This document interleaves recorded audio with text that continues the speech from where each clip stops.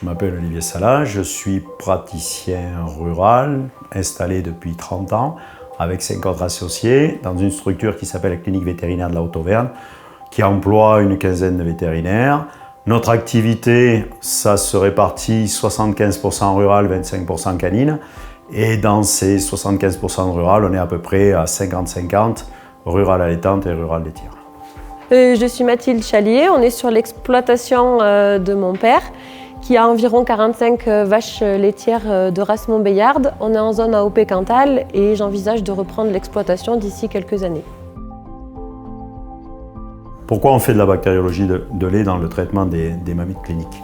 Pour 2 raisons majeures. D'abord parce qu'il y a une bonne part de mammites qui peut être parfois très élevée même, pour lequel on n'a pas besoin de faire d'antibiotiques. Donc des économies conséquentes d'antibiotiques, en particulier quand on a un résultat stérile ou une mammite clinique non sévère due à un colibacille. Et dans l'autre cas, parce que ça nous permet de cibler les traitements. Cibler les traitements, ça veut dire une meilleure guérison et ça veut dire aussi moins favoriser les phénomènes d'antibiorésistance. Ce processus de validation du Mastatest s'est fait en 2 grandes étapes. La première étape, c'est qu'on a essayé de juger les résultats du Mastatest vis-à-vis de notre technique de bactériologie, la méthode des 3 Gélos qu'on met en place dans notre clinique. Et on s'est aussi aidé d'un laboratoire qui pratique le Malditov pour avoir vraiment du gold standard dessus, pour avoir les résultats les plus fiables possibles.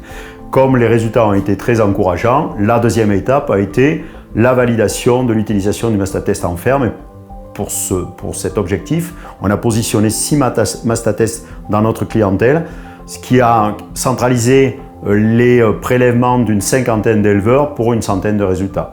Et là, effectivement, on est arrivé à une utilisation pratique du Mastatest en ferme. J'utilise Mastatest en cas de détection d'une mammite. On fait un prélèvement de lait. Ensuite, on met le lait à analyser dans l'appareil qui est installé chez moi pour avoir une bonne connexion Internet. Et au bout de 24 heures, on a un retour de notre vétérinaire qui nous dit quoi faire à la vache, est-ce qu'il faut la traiter ou pas. Dans le dernier exemple, on a une vache qui a eu une infection à Streptococcus uberis et on l'a soignée donc avec un traitement ciblé et aujourd'hui, la vache n'a pas présenté de récidive.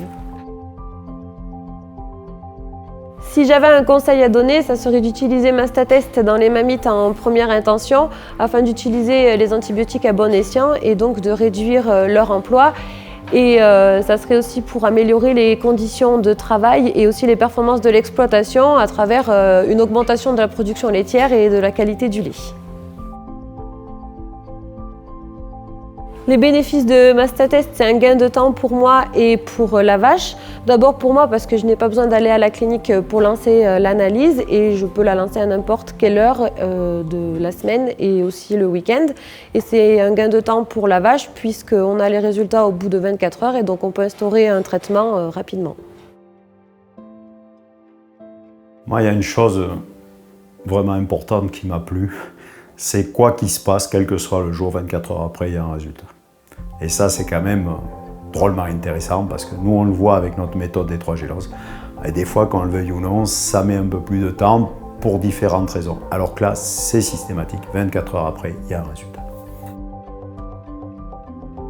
Si je devais définir Mastatest en 3 mots, ça serait la rapidité, l'économie et la facilité. Le Mastatest, en 3 mots. Une grande facilité d'utilisation. Un résultat systématique au bout de 24 heures et une pertinence tout à fait correcte des résultats de l'analyse bactériologique.